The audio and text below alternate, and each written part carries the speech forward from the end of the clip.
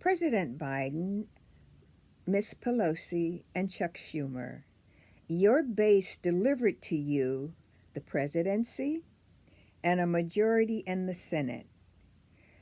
And now, grandmothers, mothers, and women, and America in general, think it's time that you deliver on those promises and pass those four bills, which is the John Lewis Voting Act, the People's Act, Justice Reform, and Statehood for D.C., which will finally give them representation for their taxation.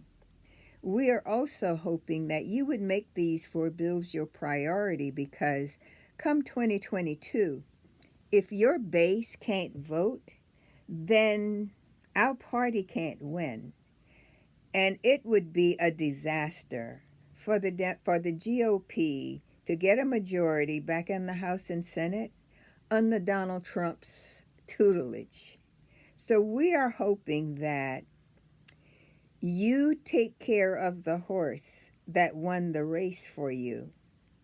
And Miss Pelosi, our hats off to you because all four of those bills passed the House.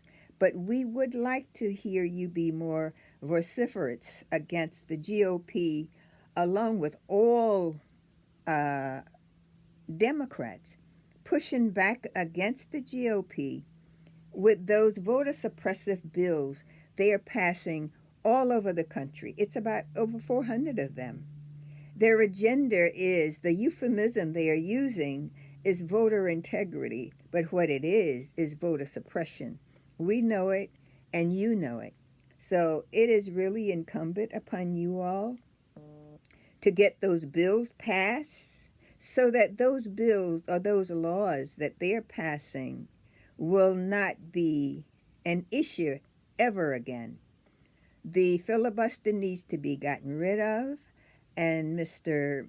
Manchin and Miss Sinema, you seem to not be realizing you're enjoying a majority in the Senate because Georgia, your base in Georgia, got it for you. And it would be nice to see you show some appreciation instead of peacocking around like you got there on your own. You both have constituents that, from my perspective, I think both of you voted against the $15 minimum wage. And with all of the violence that's going on in the country, prices are going up, and it's difficult for people to manage. I think some of it has to do with it, because when people can't feed their families or they can't be there for their kids, whatever the reason, it's an issue that we need to take care of. And we would also like to see all Democrats get on the bandwagon for passing the voters' rights bill, because it's really the most important of all of them. But with the attention that you put on jumping on the bandwagon to have Cuomo resign, if you use that same energy to get the Voters' Rights Act passed, then we'll be okay. Because as for Mr. Cuomo, after the legal system brought back their findings, now he deserves due process. We should not do to him what we did to Mr. Al Franken.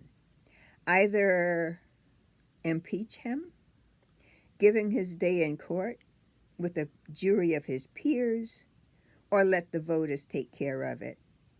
But guilt by public opinion, he's innocent until proven guilty. So now you need to really let due process work. And Mr. Biden, we just have one question for you.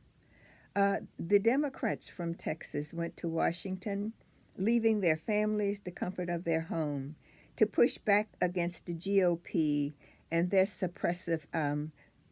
voter suppressive laws.